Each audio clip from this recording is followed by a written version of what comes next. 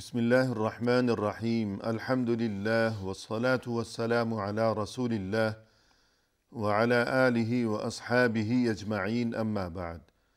ناظرین کرام، السلام علیکم ورحمۃ اللہ وبرکاتہ۔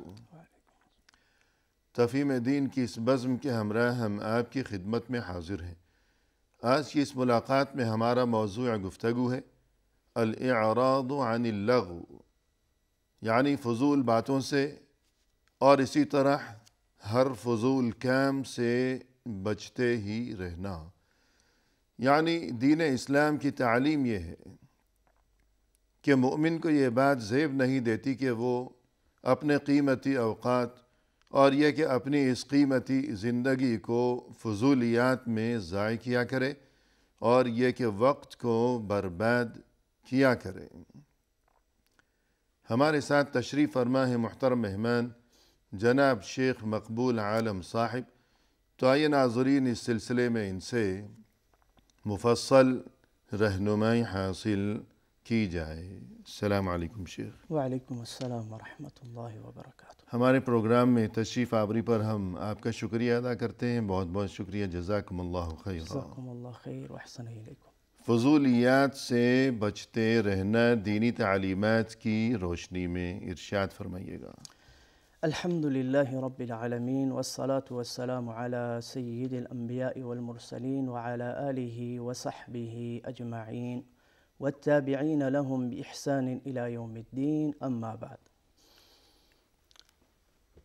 فضول باتوں سے اور فضول کاموں سے بچنا، اجتناب کرنا، ان لغویات اور فضولیات سے دور رہنا، جی، یہ شریعت کا حکم ہے۔ اللہ رب العزت اور رسول اللہ صلی اللہ علیہ وآلہ وسلم نے امت کو اس کی تلقین فرمائی ہے۔ جی، اللہ رب العزت پارہ نمبر 18 سورۃ المؤمنون کی ابتدائی آیات میں ایمان والوں کی صفات بیان کرتے ہوئے اللہ رب العزت ارشاد فرماتے ہیں، جی، قد افلح المؤمنون، ایمان والے فلاح کو پہنچے، ایمان والے کامیاب ہوئے، جی، جن کی شان اور جن کی سعادت یہ ہے الذین هم فی صلاتهم خاشعون۔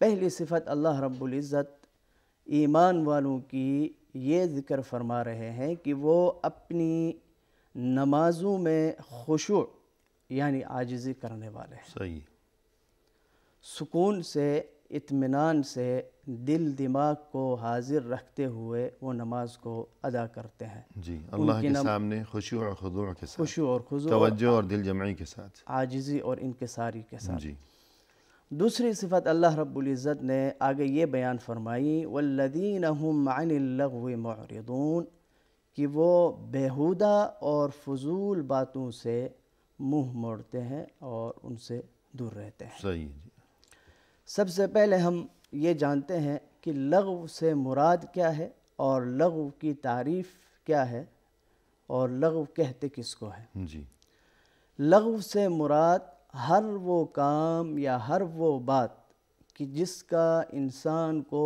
اس کی دین میں یا اس کی دنیا میں کسی قسم کا کوئی فائدہ اسے نہ پہنچے، صحیح، کوئی مصلحت اس سے نہ نکلے، کوئی غرض اس سے مطلوب اور مقصود نہ ہو، جی، تو ہر وہ بات اور ہر وہ کام وہ لغو کے دائرے کے اندر آتا ہے، صحیح، جس سے ایک مومن مسلمان کو بچنے اور اس سے اجتناب کرنے کی تلقین فرمائی گئی ہے، نہ کوئی دینی فائدہ ہے نہ کوئی دنیاوی فائدہ نہ کوئی دنیاوی تو فائدہ، ایسا کوئی عمل ہو یا ایسی کوئی بات ہو اس سے بچنا چاہیے، یہ اس سے مومن کی بچنا شان چاہیے، ہے۔ یہ مومن کی شان ہے۔ مزید فرمائیے گا اس بارے میں کوئی حدیث۔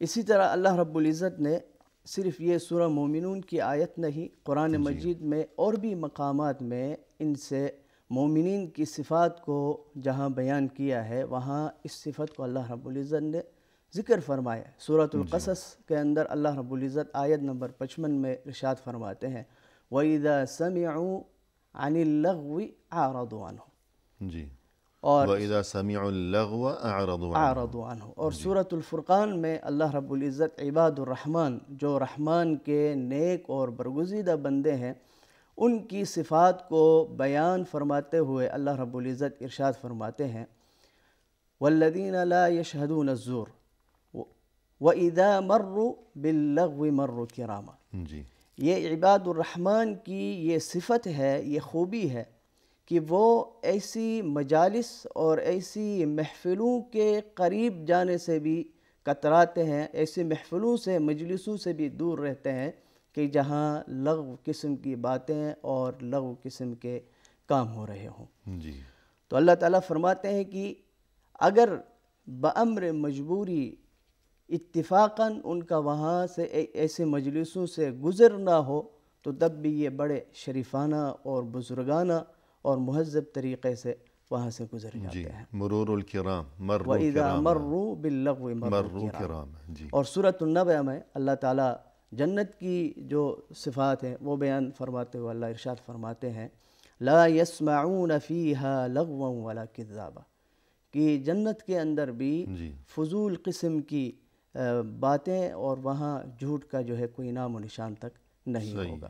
تو قرآن مجید کی ان آیات کی روشنی میں ایک مومن مسلمان کو چاہیے کہ وہ ان لغو باتوں اور لغو کاموں سے جو ہے اپنے آپ کو دور رکھیں. جی جزاک اللہ خیر. رسول اللہ صلی اللہ علیہ وسلم کا بھی ارشاد ہے من حسن اسلام المرء ترکہ ما لا یعنی. بہت قیمتی تعلیم ہے اس میں. جی رسول اللہ صلی اللہ علیہ وآلہ وسلم نے اسی سلسلے میں امت کو تلقین اور ترغیب دیتے ہوئے ارشاد فرمایا. یہ ترمذی کی روایت ہے، حضرت ابو ہریرہ رضی اللہ تعالی عنہ اس کے راوی ہیں. جی ارشاد فرمایا من حسن اسلام المرء ترکہ ما لا یعنی، کہ آدمی کے اسلام کی خوبی میں سے یہ بات ہے کہ وہ لا یعنی کو ترک کر دے، لا یعنی کو چھوڑ دے. یعنی ایک مسلمان مومن کا بہترین اسلام اور اسلام کا تقاضا یہ ہے کہ وہ فضول باتوں کو چھوڑ دے. یعنی اچھا مسلمان اگر کوئی بننا چاہتا ہے تو اسے چاہیے کہ جس چیز سے اس کا کوئی تعلق نہ ہو، کچھ لینا دینا نہ ہو، تو اس سے دور ہی رہے، اس سے دور رہے، خواہ وہ کوئی کام ہو یا کوئی بات ہو. تو یہ جو حدیث مبارک ہے تو اس میں ہمارے لیے بہت سی قیمتی تعلیمات ہیں، اور اس سے قبل آپ نے متعدد آیات بھی ذکر فرمائی ہیں. تو کیا تعلیمات واضح ہوتی ہیں مزید اس بارے میں اگر آپ کچھ ارشاد فرمائیے. یہ حدیث شریف جو رسول اللہ صلی اللہ علیہ وسلم نے ارشاد فرمائی من حسن اسلام المرء ترکہ ما لا یعنی، جی یہ جوامع الکلم میں سے ہے. جوامع الکلم سے مراد کہ ان الفاظ میں وہ بڑے ہی مختصر لیکن معانی اور مفہوم کے اعتبار سے بہت وسیع ہوتے ہیں. جی یعنی رسول اللہ صلی اللہ علیہ وسلم کو اللہ کی طرف سے جن خصوصیات سے نوازا گیا ان میں سے ایک خصوصیت یہ بھی تھی کہ اعطیت جوامع الکلم. یعنی آپ صلی اللہ علیہ وسلم نے فرمایا کہ مجھے ایسی باتیں عطا کی گئی ہیں، ایسے کلمات، بالکل کہ وہ کلمات اگرچہ مختصر ہیں، چھوٹا سا جملہ ہے، چھوٹا سا کلمہ ہے، لیکن اس کے جو معانی و مفاہیم ہیں اس قدر وسیع ہیں، گویا کہ دریا بکوزہ والا معاملہ ہے. تو یہ حدیث مبارک بھی ان جوامع الکلم میں سے ایک ہے. جی تو کیا اس میں تعلیمات ہیں؟ اس حدیث شریف کے اندر اشارہ اس بات کی طرف کیا گیا ہے کہ دین اسلام میں بعض لوگ ان کی ایمانی کیفیت کو بیان کیا گیا ہے. صحیح، یعنی سب مسلمان برابر نہیں ہیں. برابر نہیں. جب یہ فرما دیا کہ بہترین مسلمان بننے کے لیے تمہیں چاہیے کہ اس کام سے دور رہو جس سے تمہارا کوئی تعلق نہیں. کوئی تعلق نہیں. تو اس سے یہ معلوم ہوا کہ من حسن اسلام المرء یعنی بہترین مسلمان بننے کے لیے، تو یعنی کوئی مسلمان بہترین ہے، جی، جبکہ اس کے برعکس کوئی مسلمان ایسے بھی ہیں جو کہ بہترین نہیں، یعنی ایمانی کیفیت کے لحاظ سے ایمانی کیفیت کو بیان کیا گیا. صحیح ہے. تو اب بہترین مسلمان کیسے ہیں؟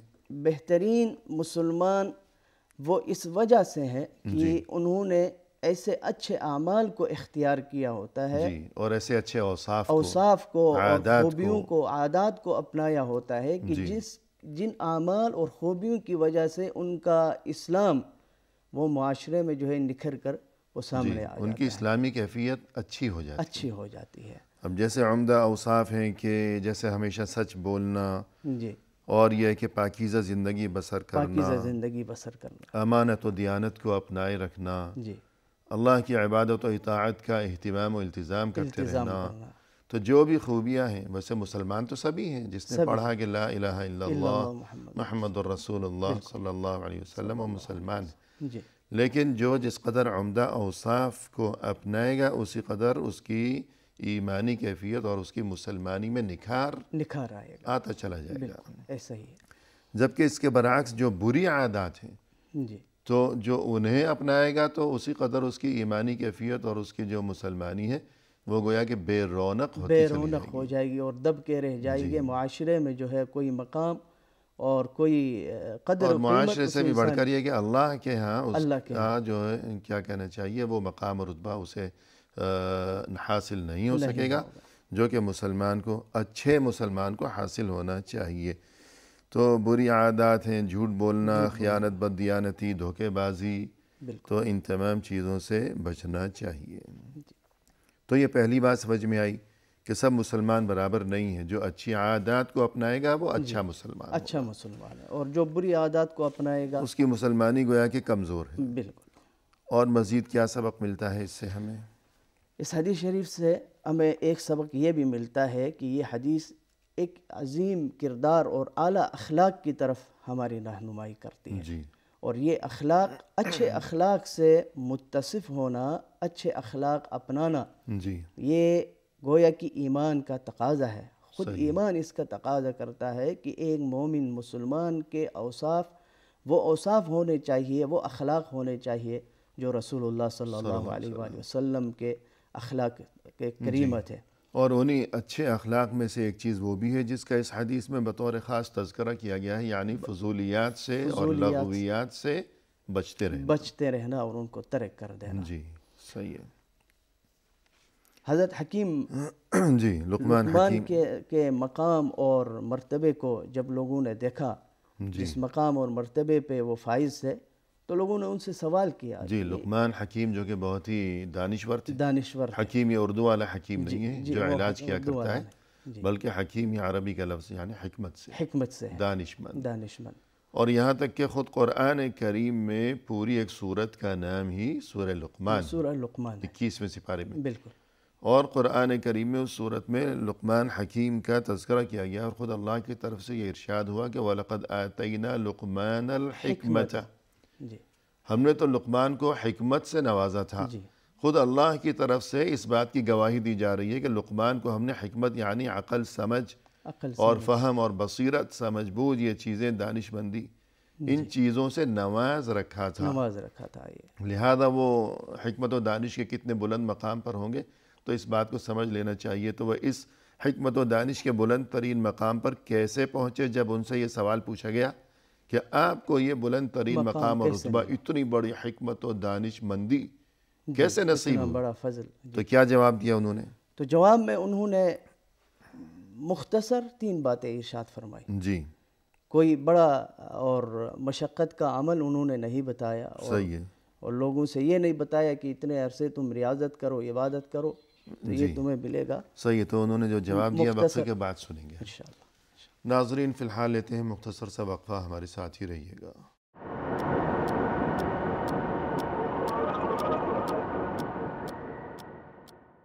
ناظرین کرام، وقفے کے بعد ہم حاضر خدمت ہیں. آئیے سلسلہ گفتگو کو آگے بڑھایا جائے اپنے محترم مہمان کی زبانی. شیخ، جیسا کہ آج کی اس ملاقات میں ہمارا موضوع گفتگو ہے فضولیات سے بچتے رہنا، خواہ وہ فضول بات ہو یا فضول کام ہو، لغو. اور جب لقمان حکیم سے یہ دریافت کیا گیا کہ حکمت و دانش اتنا بڑا مقام و مرتبہ آپ کو یہ کیسے نصیب ہوا، تو انہوں نے کیا جواب دیا؟ جواب میں انہوں نے 3 باتیں ارشاد فرمائی. جی، نمبر 1 سچ بولنا. انسان جب بات کرے، گفتگو کرے تو وہ سچ پہ مبنی ہونی چاہیے. جی. اور دوسری بات انہوں نے ارشاد فرمائی، امانت رکھی جائے تو اس امانت کی پاسداری کرنا، اسے ادا کرنا. اور تیسری بات انہوں نے یہ ارشاد فرمائی کہ لا یعنی فضول بات اور فضول کام کو ترک کر دینا۔ جی، انہوں نے جواب دیا کہ مجھے حکمت و دانش کا یہ بلند ترین مقام اور رتبہ 3 چیزوں کی بدولت نصیب ہوا ہے۔ صدق الحدیث یعنی میں ہمیشہ سچ بولتا ہوں، ادا الامانہ یعنی میں امانت و دیانت کی پاسداری رکھتا ہوں، خیانت نہیں کرتا۔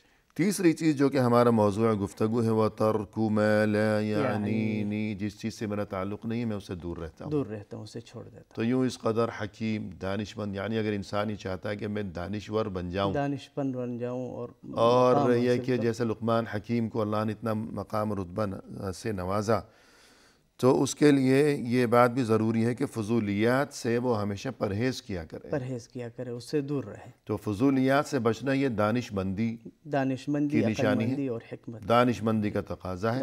اور جو کوئی فضولیات میں ہر وقت گویا کہ مبتلا رہتا ہے کہ ان باتوں میں پڑا ہوا ہے اور ہر جگہ دخل دیتا ہے، مداخلت کرتا ہے، اس کا کوئی تعلق ہی نہیں ہے اس بات سے یا اس کام سے، پھر بھی اس میں گھسا رہتا ہے، ٹانگ اڑاتا ہے، گویا یہ عقل سے فارغ ہے، محروم ہے۔ جی ہاں، تو اس لیے اس بات کی اہمیت کو سمجھنا چاہیے۔ اور جب بات ہوگی کہ فضولیات سے بچنا، تو اس سے ہمیں ایک اور اہم ترین چیز کی گویا کہ اہمیت سمجھ میں آئے گی، وہ ہے اپنی زبان کی حفاظت کرتے رہنا۔ بالکل، کیونکہ اکثر انسان زبان سے یعنی کام کرنا، اس کی نوبت تو بعد میں آئے گی کہ اٹھے گا، کہیں جائے گا، ہاتھ پاؤں ہلائے گا، کچھ کرے گا کہ وہ کام مفید ہے یا لغو ہے، بیکار ہے، فضول ہے، جو بھی ہے۔ لیکن زبان کا استعمال تو بہت آسان ہے، آدمی بیٹھے بیٹھے بھی فضول بات کر سکتا ہے۔ تو زبان کی حفاظت جو ہے آج کی ہمارے اس موضوع سے، اس بارے میں ارشاد فرمائیے۔ زبان اللہ رب العزت کی عطا کردہ نعمتوں میں سے ایک عظیم نعمت ہے۔ اللہ تعالیٰ سورۃ البلد میں ارشاد فرماتے ہیں الم نجعل لہ عینین ولسانا وشفتین، کہ انسان کیا ہم نے تمہیں دیکھنے کے لیے آنکھوں کی نعمت، بولنے کے لیے زبان کی نعمت کیا ہم نے تمہیں عطا نہیں کی؟ یہ اللہ کی عطا کردہ نعمتوں میں سے ایک عظیم نعمت ہے۔ صحیح۔ بظاہر دیکھنے میں زبان تو ہمیں ایک گوشت کا ٹکڑا یا ایک گوشت کا لوتھڑا کہہ لیں کہ وہ معلوم ہوتا ہے، لیکن یعنی معمولی سی چیز، صحیح ہے، لیکن در حقیقت یہ انسان کے دل دماغ کا یہ ترجمان ہے۔ انسان جو سوچے گا، جس چیز کے بارے میں غور و فکر کرے گا، زبان جو ہے وہ اس کو بولے گی اور اس کو ادا کرے گی۔ یعنی دل میں اس کے جو بھی خیالات ہوں گے تو وہی چیز زبان پر آ جائے گی۔ صحیح ہے۔ تو یہ در حقیقت انسان کے دل دماغ کا یہ ترجمان ہے، اور اس کی آفتیں بھی بڑی ہیں۔ اگر انسان چاہے تو اسی زبان کے ذریعے سے اپنی آخرت کی زندگی کو وہ سنوار سکتا ہے، آخرت کی زندگی کو بھی، دنیا کی زندگی کو بھی، کہ اچھی باتیں کیا کرے لوگوں کے ساتھ، اور آخرت کی زندگی کو بھی سنوار سکتا ہے کہ اللہ کا ذکر ہے، تلاوت قرآن ہے، وغیرہ وغیرہ۔ اور یہی وجہ ہے کہ ایک مومن مسلمان کے لیے شریعت کی یہ تعلیم ہے کہ وہ کثرت گوئی اور فضول گوئی سے اجتناب کرے۔ رسول اللہ صلی اللہ علیہ وآلہ وسلم نے ایک حدیث میں ارشاد فرمایا، صحیح مسلم کی روایت ہے، من کان یؤمن باللہ والیوم الآخر فلیقل خیرا او لیصمت، کہ جو اللہ پر اور قیامت کے دن پر ایمان رکھتا ہو تو بس اسے چاہیے کہ وہ خیر اور بھلائی کی بات کہے یا پھر خاموش رہے۔ دو ہی اختیار ہیں انسان کے پاس، یا تو زبان سے جب بولے اور گفتگو کرے تو بھلی اور اچھی بات کہے، اور اگر ایسا ممکن نہ ہو تو پھر جو ہے اس کے لیے خاموش رہنا یہ اس کے لیے بہتر ہے۔ یعنی ہمیشہ اچھی بات کرے جس میں خود اس کے لیے، اپنے لیے بھی بھلائی ہو، دوسروں کے لیے بھی اس میں بھلائی کا پہلو ہو، ورنہ یہ کہ پھر وہ خاموش رہے۔ اور اسی طرح جو ہے کثرت کلام سے جو منع کیا گیا ہے احادیث میں، تو مزید اس بارے میں ارشاد فرمائیے گا کہ فضولیات سے بچتے رہنا۔ دوسری حدیث میں نبی کریم صلی اللہ علیہ وآلہ وسلم نے ارشاد فرمایا، یہی کثرت کلام سے ممانعت کی ترغیب دیتے ہوئے، لا تکثر الکلام بغیر ذکر اللہ، اللہ کے ذکر کے علاوہ اور باتیں کثرت سے مت کیا کرو، کم بولا کرو، یعنی بولنا ہے تو کثرت جو ہے بولنے کی وہ اللہ کے ذکر سے متعلق ہونی چاہیے، اللہ کے ذکر سے متعلق، تسبیح ہو، تحمید ہو، حمد و ثنا ہو، تکبیر ہو، وغیرہ وغیرہ۔ ان چیزوں کے سوا جو تمہاری روزمرہ کی باتیں ہیں تو کوشش کیا کرو کہ زیادہ بولنے سے پرہیز کرو۔ وجہ کیا بیان فرمائی؟ وجہ اس کی اللہ کے نبی صلی اللہ علیہ وسلم نے یہ بیان فرمائی، فإن كثرة الكلام بغیر ذکر اللہ قسوۃ القلب۔ جی جو انسان باطنی، اگر ہم کہہ لیں باطنی ہوتا ہے، کثرت کلام وہ کرتا ہے، زیادہ بولتا ہے، تو اس سے انسان کا جو دل ہے اس کے اندر ایک سختی آ جاتی ہے، جی سنگ دل ہو جاتا سنگ دل ہو جاتا ہے، ہے، جتنا زیادہ فضول بولتا چلا جائے گا تو اس کے دل میں ایک گویا کہ اتنا ہی سختی، وہ سخت ہو جائے گا اور سنگ دل بن جائے گا، اور اس میں ظلمتیں پیدا ہوں گی، ظلمتیں پیدا نور سے محروم ہو جائے گا۔ محروم ہو جائے گا، اور اس کا پھر نقصان اور خسارہ اس کا یہ ہوگا کہ اللہ کے نبی نے ارشاد فرمایا وَإِنَّ أَبْعَدَ النَّاسِ من من اللہ، اللہ القلب القاس، جی کہ لوگوں میں سے سب سے زیادہ اللہ کی ذات اور اللہ کی رحمت سے جو دور ہے وہ سنگ دل انسان ہے، جس کا دل سخت ہے سبحان تو اللہ کی رحمت سے یعنی جو زیادہ بولے گا فضول تو اس کا دل سخت ہو جائے گا، سخت ہو جائے گا، اور اللہ کی رحمت سے سب سے زیادہ دور اور محروم رہنے والا وہ شخص ہے کہ جس کا دل سخت ہے، سخت ہے۔ تو یہ تو بہت خطرے کی بات ہے۔ اس لیے انسان کو چاہیے کہ وہ کثرت کلام کو ترک کر دے۔ جی تو جب گفتگو یہ چل رہی ہے کہ فضولیات سے بچنا، وہ فضول باتیں ہوں یا فضول کام ہوں، تو اس ضمن میں یہ تذکرہ آیا کہ زبان کے فضول استعمال سے بھی پرہیز کرنا چاہیے۔ جی اور ایک چیز اس سے یہ سمجھ میں آئی کہ انسان کو چاہیے کہ وقت کی اہمیت کو سمجھے، وقت کی اہمیت، اس لیے کہ جو کوئی فضول کاموں میں گویا کہ لگا رہے گا، جی فضول باتوں میں جو کوئی مشغول رہے گا، جی جی تو اس کا لازمی نتیجہ یہ برآمد ہوگا اور اس کا لازمی مطلب یہ ہوگا کہ یہ گویا کہ وقت کو ضائع کر ضائع رہا ہے۔ کر رہا ہے، وقت کی قدر اس نے نہیں جانی۔ جی ہاں، تو اس بارے میں فرمائیے۔ دین اسلام کے اندر وقت کی اہمیت کی طرف اشارہ کیا گیا ہے، اور قرآن مجید میں اللہ رب العزت نے مختلف اوقات کی قسم کھا کر، کہیں اللہ جو ہے چاش کے وقت کی قسم کھا رہے ہیں، والضحیٰ، کہیں رات کی قسم کھا رہے ہیں، واللیل اذا سجا، زمانے کی قسم کھا رہے ہیں، والعصر والفجر۔ تو اللہ رب العزت نے وقت کی اہمیت کو جو ہے وہ اجاگر فرما دیا ہے، صحیح، اور اللہ رب العزت کی جو ذات عالی ہے وہ کسی کمتر اور حقیر چیز کی وہ قسم کبھی نہیں کھاتی۔ جی تو اس سے اندازہ اور یہ پتہ چلتا ہے کہ یعنی انسان کو تو یہ حکم ہے کہ وہ اللہ کے سوا کبھی کسی اور کی قسم نہ کھائے۔ نہ کھائے۔ لوگ جو کہتے ہیں کہ ماں کی قسم، قرآن کی قسم، نبی کی قسم، بچے کی قسم اور فلاں کی قسم، فلاں کی قسم، یہ سب ممنوع ہے۔ ممنوع ہے۔ لیکن اللہ تو اللہ ہے، احکم الحاکمین ہے، بادشاہوں کا بادشاہ ہے، اس پر کوئی پابندی نہیں، پابندی نہیں ہے۔ لہذا اللہ نے بسا اوقات قرآن کریم میں خود اپنی ہی مخلوقات کی قسم کھائی، قسم کھائی ہے۔ اور اللہ نے قرآن کریم میں جس چیز کی بھی قسم کھائی ہے تو اس سے مقصود یہ ہے کہ اللہ کے بندے اس چیز کی اہمیت کو سمجھیں، جی اس چیز کی اہمیت کو واضح کرنے کے لیے اللہ نے اس چیز کی قسم کھائی ہے۔ بالکل ایسا، تو اللہ نے وقت کی بھی قسم کھائی ہے، وقت کی بھی قسم کھائی، لہذا انسان کو چاہیے کہ وقت کی قیمت کو اور اہمیت کو اور اس کی قدر کو سمجھے سمجھے اور اسے ضائع کرنے سے باز رہے۔ باز آ جائے۔ مزید فرمائیے یہ گا۔ انسان کے پاس جو وقت کی دولت ہے، جی یہ سب سے قیمتی دولت انسان کے پاس موجود ہے، جی لہذا انسان کو چاہیے کہ اس کو ان کاموں میں اپنے وقت کو صرف کرے کہ جو اس کے لیے آخرت میں نفع دنیا میں بھی ثابت ہو مفید سکے ہوں، اور آخرت میں بھی مفید ہوں، ورنہ کم از کم کسی ایک جگہ تو مفید ہوں، جی ورنہ ایسے کام کرتے رہنا کہ نہ دنیا میں اس کا کوئی فائدہ نہ آخرت میں فائدہ۔ اگر دنیاوی فائدہ ہے کہ مثلا رزق حلال کے لیے تلاش ہے، محنت ہے، اور یہ کہ اپنی تعلیم کے سلسلے ہیں، کچھ سیکھنے سکھانے کے سلسلے ہیں، وہ کوئی بھی علم ہو، دینی تعلیم ہو، قال اللہ وقال الرسول تو سب سے پہلے سر آنکھوں پر، ورنہ کوئی بھی ایسا علم ہو جس میں اس کے لیے بہتری ہو، دوسروں کے لیے بہتری ہو، انسانیت کے لیے بہتری ہو، معاشرے کے لیے بہتری ہو، تو ایسے مفید کام کیا کرے، مفید کام کیا کرے۔ اور اگر اخروی فائدے کے لیے جو کام ہیں، عبادات ہیں وغیرہ وغیرہ، تو اور بھی اچھی بات ہے، جی لیکن بتانا اور سمجھانا یہ مقصود ہے، اور سب سے پہلے ہمیں خود اپنے آپ کو سمجھانا چاہیے، اپنی کیفیت کا جائزہ لینا چاہیے کہ ہم ایسے کاموں سے ہمیشہ پرہیز کریں کہ جن کا نہ دنیا میں کوئی فائدہ ہو اور نہ آخرت میں کوئی فائدہ ہو۔ جی ان امور سے اپنے آپ کو بچانا چاہیے اور اپنے وقت کو جو ہے اللہ کی کیونکہ زندگی کا دوسرا نام ہی وقت ہے، وقت ہے، یہ وقت ہی یہ زندگی ہے، یہ وقت ہی زندگی یہ آتی جاتی سانسیں یہی زندگی ہے۔ دن مہینے سال وہ گزرتے رہتے ہیں لیکن انسان کو جو ہے اس کا خیال تک نہیں رہتا۔ اور جو لوگ اس چیز کی قدر نہیں پہچانتے تو رسول صلی اللہ علیہ وسلم نے کیا ارشاد فرمایا ان کے بارے میں؟ جو لوگ وقت کی قدر کو نہیں پہچانتے، وقت کی قدر نہیں کرتے، ایسے لوگوں کے بارے میں رسول اللہ صلی اللہ علیہ وآلہ وسلم نے ایک حدیث شریف میں ارشاد فرمایا، نعمتان مغبون فیہما کثیر من الناس۔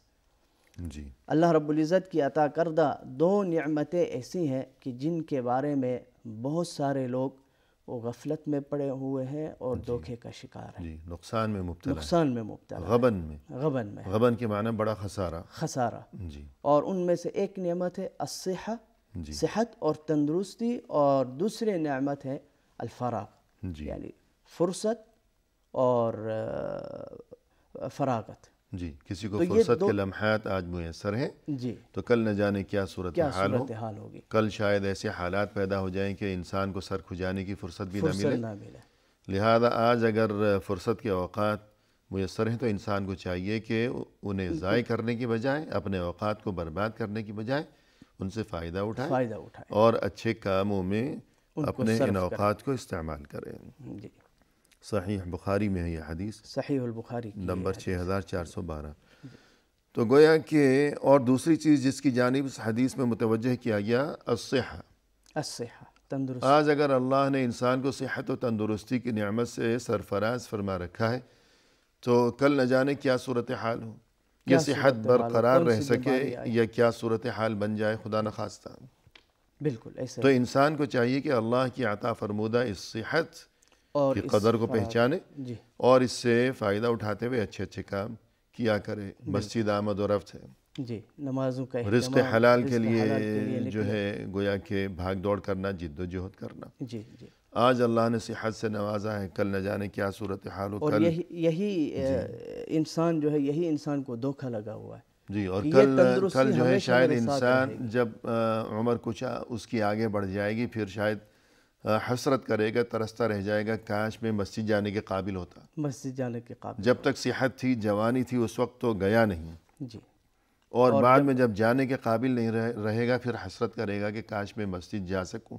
وہ پھر حسرت، اور جب تک اللہ نے صحت کی نعمت سے نوازا تھا اس وقت تک اس نے سجدہ کیا نہیں۔ جی، اب جب نماز کی طرف اس کی توجہ ہوئی ہے، عمر اس کی بڑھ گئی ہے، تو اب سجدے کی نعمت سے محروم ہے، سجدے کے لیے ترستا ہے لیکن کرسی پہ نماز پڑھتا ہے۔ کرسی پہ نماز تو یوں پڑھتے ہیں، صحت سجدے کی پہ قدر کرنی چاہیے۔ ناظرین فی الحال لیتے ہیں مختصر سا وقفہ، ہمارے ساتھ ہی رہیے گا۔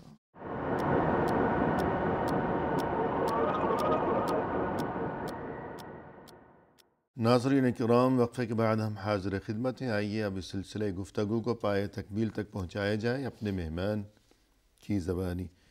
شیخ، وقفے سے قبل جیسا کہ آج کی ملاقات میں ہمارا موضوع گفتگو ہے، یعنی فضولیات سے بچتے رہنا، آپ نے یہ حدیث ارشاد فرمائی جس میں رسول اللہ صلی اللہ علیہ وسلم نے فرمایا کہ اللہ کی طرف سے دو نعمتیں ایسی ہیں جن کے بارے میں بہت سے لوگ بڑے خسارے میں مبتلا ہیں، ایک تو صحت اور دوسری ہے کہ فرصت۔ لہذا انسان کو چاہیے کہ فرصت سے فائدہ اٹھائے اور اچھے کام کیا کرے، فضولیات سے بچے۔ مزید اس بارے میں کچھ ارشاد فرمائیے، یہ جو فضولیات سے بچنے کی تاکید کی گئی ہے تو اس میں حکمت کیا ہے؟ رسول اللہ صلی اللہ علیہ وآلہ وسلم نے جو ان لا یعنی امور اور ان لا یعنی باتوں سے جو منع فرمایا ہے، جو ممانعت فرمائی ہے، یہ کسی حکمت یا فائدے سے خالی نہیں ہے۔ جی، اس ممانعت کے اندر بہت عظیم فائدے اور بڑی ہی حکمتیں اس کے اندر پوشیدہ ہیں۔ صحیح۔ مثال کے طور پر جو انسان ان لغویات میں لگا رہتا ہے، جی، تو ہو سکتا ہے کہ ان میں لگ کر، ان فضول کاموں اور باتوں میں لگ کر وہ اللہ رب العزت کی جو حرام کردہ حدود ہیں ان حدود سے تجاوز کر جائے، صحیح، کسی شخص سے متعلق جو ہے وہ برے گمان کا شکار ہو جائے، جی، اور لوگوں کے عیب تلاش کرنا اور ان عیبوں کو ڈھونڈنے میں جو ہے وہ اپنا وقت صرف کر دے۔ صحیح، یعنی جو انسان ہر وقت فضول باتوں میں لگا رہے گا تو پھر اس کی عادت بن جائے گی کہ لوگوں کی جہاں اسے محفل نظر آئے گی وہاں بیٹھ جائے گا، فضول وقت برباد کرے گا۔ پھر وہاں فضول قسم کی گفتگو ہو رہی ہوگی. جی، لوگوں کے نجی معاملات اور ان کی جو ذاتی جو معاملات ہیں لوگوں ان کی کے اندر جو صورت ہے حال ہے. جی، وہ فلاں نے دخل یہ اندازی کیا، کرنے فلاں کی نے وہ کوشش کیا، کریں. فلاں ایسا، فلاں ویسا، جی، جبکہ اس چیز سے منع کیا گیا ہے. جی اسی طرح جو رسول اللہ صلی اللہ علیہ وسلم نے اس سے منع فرمایا ہے، جی اس کی وجہ اور اس کی حکمت یہ ہے کہ ہو سکتا ہے کہ انسان کی یہ فضول گوئی اور انسان کا یہ کثرت کلام اس کی وجہ سے مسلمانوں کے بیچ نفرت اور دشمنی واقع ہو جائے. صحیح. یہ سبب بنے اس کی یہ فضول باتیں کہ مسلمانوں کے بیچ کوئی نفرت پیدا ہو جائے یا کوئی دشمنی پیدا ہو جائے. یعنی جب انسان فضول بولے گا اور ان لوگوں کے ساتھ ہمیشہ اٹھے بیٹھے گا جہاں فضول باتیں ہوا کرتی ہیں، تو ظاہر ہے کہ پھر شاید کسی کی زبان سے کوئی ایسی بات نکل جائے کہ جس کی وجہ سے دلوں میں نفرت اور دشمنی کا باعث اور محبتیں اور قربتیں جو ہیں وہ نفرتوں میں تبدیل ہو جائے. جبکہ نفرتوں سے گویا کہ دین اسلام میں باز رہنے کا حکم دیا گیا ہے. اور قربتیں ہونی محبتوں کو چاہیے، پھیلانا ہے، پرواز عزت ہو، احترام ہو. اور اسی طرح اس سے سب سے بڑا جو نقصان ہوگا جی وہ خود انسان کا اپنا ایمان جو ہے وہ دب کے رہ جاتا ہے، وہ کمزور ہو جاتا ہے، ایمان کمزور پڑ جائے گا. کمزور پڑ جاتا ہے. صحیح ہے. اور اللہ رب العزت کی اطاعت میں جو ہے انسان کمی اور کوتاہی کا شکار ہو جاتا ہے اور سستی دکھاتا ہے. تو یہ سارے اس کے نقصانات ہیں. یعنی جب انسان ہمیشہ فضول باتیں اور فضول کاموں میں لگا رہے گا تو جو اس کے فرائض ہیں، دینی فرائض ہیں، عبادات ہیں، نماز وغیرہ ہے، تو اس میں کوتاہی ہوگی، سستی ہوگی. بالکل. تو اس وجہ سے رسول اللہ صلی اللہ علیہ وسلم نے فرمایا من حسن اسلام المرء ترکہ ما لا یعنی. اور ظاہر ہے کہ یہ تو عام مشاہدے کی بات ہے کہ جو لوگ فضول کاموں میں لگے رہتے ہیں، جیسے وہ عجیب عجیب قسم کے کھیل ہیں، کوئی پتے ہیں اور کیا ہے، بہت تو کہتے ہیں ایک بازی اور ایک بازی اور ایک بازی اور اذان بھی ہو گئی، نماز بھی ہو گئی، جماعت بھی ختم ہو گئی، سب کچھ ختم ہو گیا، اور شاید نماز کا وقت بھی نکل گیا، لغویات میں لگ اور یہ اسی میں لگے میں کہ شاید اگلی بازی میں میرا فائدہ ہو جائے. تو یوں گویا کہ ان فضولیات، یعنی بعض کھیل یا بعض کام ایسے ہیں کہ جو بذات خود ناجائز نہیں ہیں لیکن ان کا کوئی فائدہ لیکن وہ فضول ہیں. فضول ہے. تو جب فضولیات میں انسان پڑتا ہے تو فرائض و واجبات سے غافل ہونے لگتا ہے. بالکل صحیح ہے. اور مزید فرمائیے گا. رسول اللہ صلی اللہ علیہ وسلم نے جو ان لغویات سے منع کیا ہے، ان لغویات کی اگر ہم فہرست دیکھیں تو وہ بہت زیادہ ہے. صحیح. ان کی فہرست بہت لمبی ہے، لیکن ان میں سے چند کام جو فضول اور لغو کہلاتے ہیں وہ یہ ہے کہ مثلا کوئی انسان کسی مجلس میں بیٹھا ہے، وہاں فضول گفتگو شروع کر دے. قیل و قال جسے شریعت کے اندر کہا جاتا ہے، قیل و قال کہ فلاں کے متعلق یہ کہا جا رہا ہے، فلاں صاحب نے یہ کہا، اس کے بارے میں یہ کہا جا رہا ہے. تو یہ ایک حالانکہ کوئی تحقیق نہیں ہے، کوئی تحقیق نہیں ہے، کوئی یقینی بات نہیں ہے، کوئی یقینی معلوم نہیں کہ یہ بات جو مجھ تک پہنچی ہے، جو میں نے سنی ہے، جو میں نے کہیں دیکھی ہے یا پڑھی ہے، تو اس کی حقیقت کیا ہے، کتنا سچ ہے، کتنا جھوٹ ہے، اور کتنی حقیقت ہے اور کتنا افسانہ ہے. لیکن اس کے باوجود بات کو آگے بڑھا دینا تو اس سے بڑے مفاسد پیدا ہوتے ہیں. اور اس قیل و قال سے رسول اللہ صلی اللہ علیہ وسلم نے منع فرمایا. اور قیل و قال سے مراد اور اس کا معنی ہی یہی ہے کہ ہر وہ بات یا ہر وہ کلام کہ جس سے کوئی مصلحت حاصل نہ ہو، تو یہ قیل و قال کے اندر آتا ہے، اور یہ ناپسندیدہ ہے. صحیح. اور اسی طرح جو مباح چیزیں ہیں ان کے اندر حد سے زیادہ جو ہے وہ تجسس کرنا، یعنی حد سے تجاوز کرنا، یہ پسندیدہ نہیں ہے. جو آدمی فضول کام کرے گا تو شاید جو ہے وہ اگرچہ مباح کام ہی کیوں نہ ہو، جائز کام ہی کیوں نہ ہو، لیکن جو اس میں لگا رہے گا تو گویا کہ وہ حد سے تجاوز کر رہا ہے. حالانکہ جو کام جائز ہیں ان میں بھی حد کے اندر رہنا چاہیے، حد کے دائرے میں رہنا، اعتدال کے درجے میں رہنا. صحیح. مثلا ہنسنے کی دین اسلام میں کوئی ممانعت نہیں ہے، ہنسنا جائز ہے، بلکہ تبسم جو ہے وہ تو پسندیدہ ہے اور صدقہ ہے. لیکن اگر کوئی اتنا زیادہ ہنسے گا، ہر وقت ہنسے گا، فضول میں بلا وجہ ہنسے گا، تو یہ چیز گویا کہ ناپسندیدہ ہے، اور یہ چیز وقار کے بھی خلاف ہے. جبکہ دین اسلام کی تعلیم یہ ہے کہ مومن کو چاہیے کہ وہ ہمیشہ حیادار ہو حیادار رہے، اور باوقار ہو۔ باوقار۔ جی مزید فرمائیے گا۔ اسی طرح جو ہے انہی لا یعنی امور کی فہرست میں یہ بات ہے کہ لوگوں کی نجی معاملات میں وہ پوچھ گچھ اور سوال کرنا شروع اسی ٹوہ میں لگا رہے گا، ٹوہ میں لگے جب رہے، فضول باتیں ہوں گی، فضول مجلسیں، فضول محفلیں، مجلس سے تو کہے گا وہ ارے اس کو دیکھا وہ کیا کر رہا تھا، اس کے ساتھ ایسا ہو گیا اور اس کے گھر میں ایسا ہو گیا، جی دوسرا پوچھے گا کیا ہو گیا۔ تو یوں یہ فضولیات کے سلسلے لوگوں کی جو ذاتی زندگیاں ہیں ذاتی زندگی جو کہ مستور رہنی چاہیے، پردے میں رہنی چاہیے، میں رہنے چاہیے، تو گویا کہ یوں ان چیزوں کی ذاتی زندگی کی گویا کہ پردہ دری، پردہ پردہ داری ہونی چاہیے، پردہ داری، پردہ دار، لیکن یہاں تو گویا کہ پردہ دری ہو رہی وہ ہے، پردہ دری کر رہا ہے، اور یہ بہت ہی بری چیز ہے۔ بہت بری ہے اور ناپسندیدہ ہے، اللہ اور اس کے رسول نے اس سے منع فرمایا ہے۔ صحیح ہے جی۔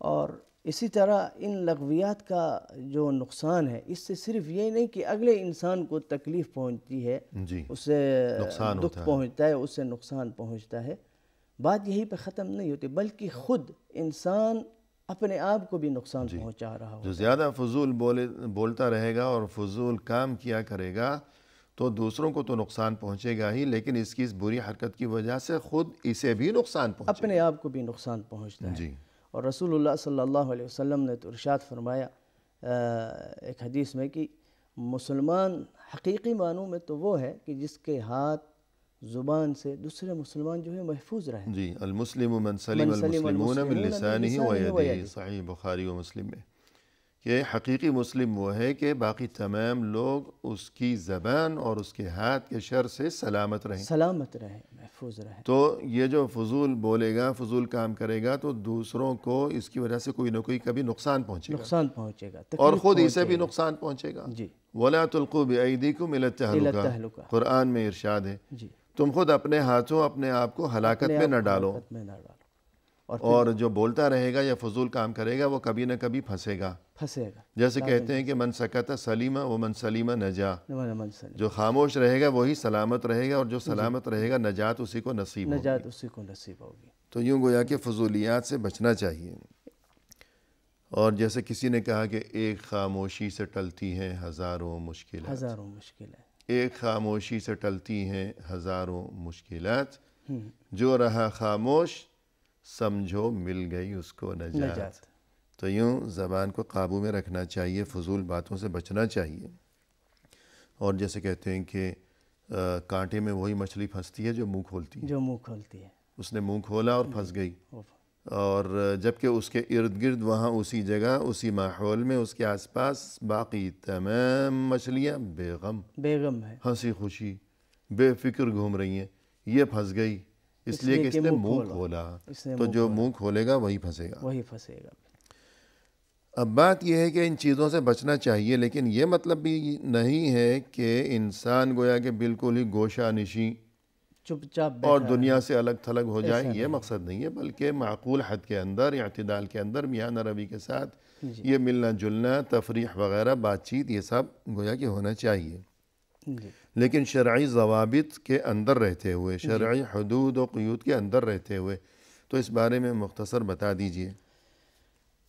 شریعت کے اندر جس ہم اگر اسے تعبیر کریں دل لگی اور جس مذاق کو ہنسی مذاق بولنا، دوستوں کے ساتھ بیٹھنا اور جائز قرار دیا گیا ہے، جی اس کے لیے کچھ قواعد ہیں، کچھ ضوابط ہیں۔ ہر قسم کا مذاق یا ہر قسم کی جو ہے وہ دل لگی اور ہنسی جو ہے یہ اس سے منع بھی نہیں کیا گیا۔ جی رسول اللہ لیکن کچھ حدود و قیود ہیں، کچھ حدود و قیود ہیں، ان حدود و قیود کے دائرے کے اندر رہتے ہوئے اگر انسان اپنے گھر والوں کے ساتھ دل لگی دوستوں کے ساتھ، ساتھیوں کے ہنسی ساتھ مذاق کرتا ہے جی تو اس کی شریعت کے اندر گنجائش موجود ہے، صحیح، اور رسول اللہ صلی اللہ علیہ وسلم بھی اپنے اہل و عیال کے ساتھ اور اپنے صحابہ کے ساتھ صحابہ اکرام کے ساتھ مذاق کیا کرتے تھے بعض اوقات، جسے مزاح کہا جاتا ہے اصل میں عربی میں، اردو میں ہم مذاق کہتے ہیں۔ جی جیسے کہ ایک صحابی آئے اور جب آپ صلی اللہ علیہ وسلم سے سواری طلب کی، اللہ کے نبی نے ارشاد فرمایا کہ میں تمہیں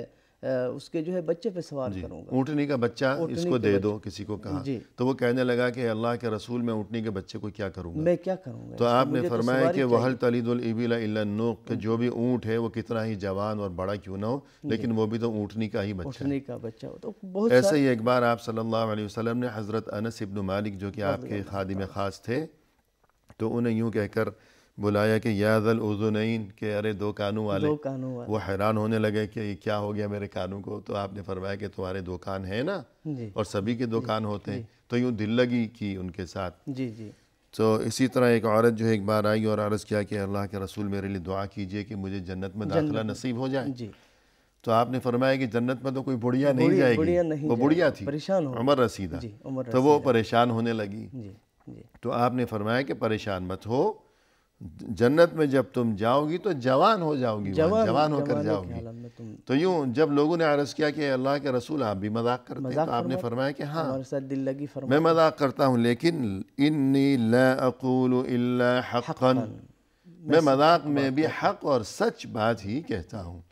تو اہم ترین ادب یہ ہے کہ انسان مذاق کرے، ہنسی مذاق وغیرہ دل لگی کی باتیں دوستوں میں، گھر میں وغیرہ وغیرہ، لیکن مذاق میں بھی جھوٹ نہ بولے اور باطل اور غلط بات نہ کرے، شرک کی بات نہ ہو، گناہ کی بات نہ ہو. صحیح ہے. اور کوئی ایسی بات نہ ہو جس میں کسی کی دل آزاری ہو، کسی کا تمسخر ہو، کسی کا مذاق ہو، کسی کی بے عزتی ہو. تو ان چیزوں سے بچے. اور مزید یہ کہ جب وہ اس قسم کی باتیں کرے کہ جن کی شریعت میں اجازت ہے کہ دل لگی، کہ مثلا یہ کہ وہ غلط بات بھی نہیں کہہ رہا، حق اور سچ بات کہہ رہا ہے، اور کسی کی دل آزاری بھی نہیں ہے، سب کچھ ٹھیک وہ کہہ رہا ہے، جو کچھ بھی کہہ رہا ہے، لیکن یہ بھی حد کے اندر ہونا چاہیے، ہمیشہ ہر وقت اور ضرورت سے زیادہ نہ ہو، اور اعتدال کے درجے میں. پروگرام کے اختتام پر ہم تہ دل سے آپ کا شکریہ ادا کرتے ہیں کہ آپ تشریف لائے اور آپ نے ہماری اور ہمارے ناظرین کی رہنمائی فرمائی. لہذا جزاکم اللہ خیرا. اور اسی کے ساتھ ناظرین کرام اختتامی موقع پر تہ دل سے ہم آپ کا بھی شکریہ ادا کرتے ہیں کہ آپ نے ہمارا یہ پروگرام دیکھا، اور اس دعا کے ساتھ کہ اللہ تعالی ہم سبھی کو دنیا و آخرت کی ہر خیر و خوبی سے مزین فرمائے. ہمیں دیجیے اجازت، فی امان اللہ، وآخر دعوانا ان الحمد للہ رب العالمین.